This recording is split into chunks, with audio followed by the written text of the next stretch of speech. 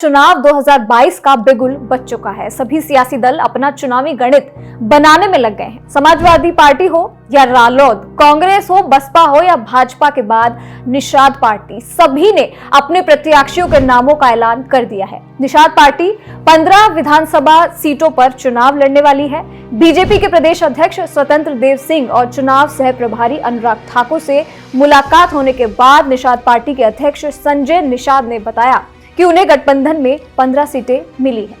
तो आज हम इस वीडियो में बात करेंगे मुकेश सहनी की राजनीतिक की जो अब तक का उनका सफर है वो कैसा रहा, किस तरह से वो इस पार्टी में आए, किस तरह से उन्होंने ये पार्टी बनाई, तो सारा हम आपको इस वीडियो में बताने जा रहे हैं। किस तरह से उन्होंने निषाद पार्टी को जो है बनाया, किस तरह से उन्होंने लोगों को जोड़ा। कभी एक्टर बनने के लिए घर छोड़कर मुंबई जाने वाले मुकेश सहनी आज बिहार सरकार में मंत्री बने हैं।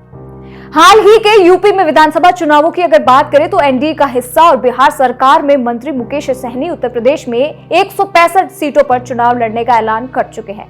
उनका राजनीतिक सफर की शुरुआत ज्यादा पुराना नहीं है, लेकिन दिलचस्प जरूर है। कहा जाता है कि मुकेश सहनी ने पैसों के दम पर बिहार की राजनीति में एंट्री मारी थी। 2013 की एक सुबह बिहार में लोगों ने अपने हाथों में अखबार उठाया तो उनका सामना सन ऑफ मल्लाह मुकेश सहनी के चेहरे से हुआ। यह ऐसा नाम था जिसके बारे में उन दिनों लोग कम ही जानते थे। उस विज्ञापन के बाद अखबारों में मुकेश का एक और विज्ञापन छपा जिसमें उनका मोबाइल नंबर भी शेयर किया गया था। इसके बाद अखबारों, सोशल मीडिया, बिहार की जनता के बीच सन ऑफ मल्लाह का बोलबाला बढ़ता चला गया। मुकेश सहनी ने 2020 के विधानसभा चुनाव से ठीक पहले गठबंधन का साथ छोड़ दिया था। उन्होंने तेजस्वी यादव पर पीठ में छुरा भोंकने का आरोप लगाते हुए कम सीटें देने की बात कही थी। महागठबंधन की प्रेस कॉन्फ्रेंस में उनकी पार्टी ने हंगामा भी किया था। बाद में वो एनडीए के साथ आ गए, जिसके बाद बीजेपी ने अपने खाते में उन्हें 11 सीटें दी और 4 सीटों पर वीआईपी के उम्मीदवारों को जीत मिल गई। 19 साल की उम्र में मुकेश घर से भागकर कुछ बड़ा काम करने का सपना लेकर मुंबई चले गए थे। शुरुआत में मुकेश ने एक सेल्समैन की नौकरी भी की थी। इसी दौरान मुकेश के दिमाग में फिल्मों, टीवी सीरियल्स और शो के सेट बनाने का बिजनेस का आइडिया आया था। मुकेश ने जब इस फील्ड में मेहनत की तो किस्मत ने भी उनका साथ दिया। अपनी मेहनत के दम पर मुकेश ने महज कुछ ही समय में खूब सारा नाम कमाया और पैसा भी, जिसके बाद उन्होंने राजनीति में हाथ आजमाने का निश्चय किया और फिर 2019 के लोकसभा चुनाव की घोषणा से कुछ महीने पहले ही नवंबर 2018 में अपनी अलग पार्टी की घोषणा कर दी।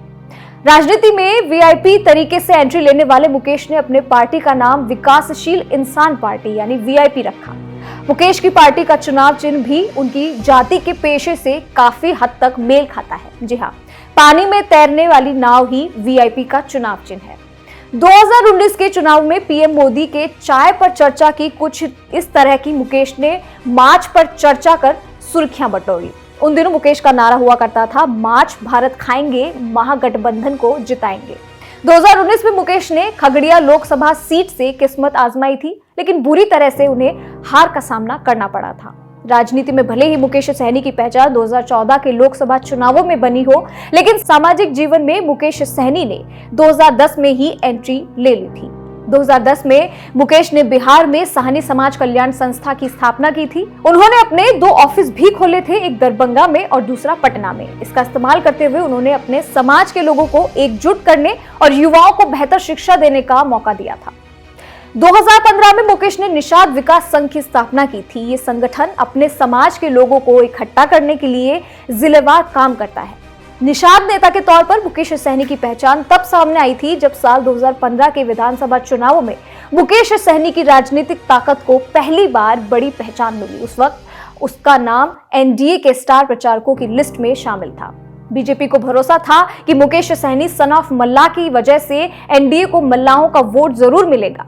लालू नीतीश की एकजुटता से घबराई बीजेपी को मुकेश से काफी आस थी। हालांकि चुनाव परिणाम एनडीए के पक्ष में नहीं आए, जिसके बाद एनडीए से मुकेश की दूरियां बढ़ने लगी, जिसके बाद उन्होंने एक बार फिर से मुंबई पर फोकस किया, लेकिन लोकसभा चुनाव के नजदीक आते ही फिर बिहार में वापसी कर ली।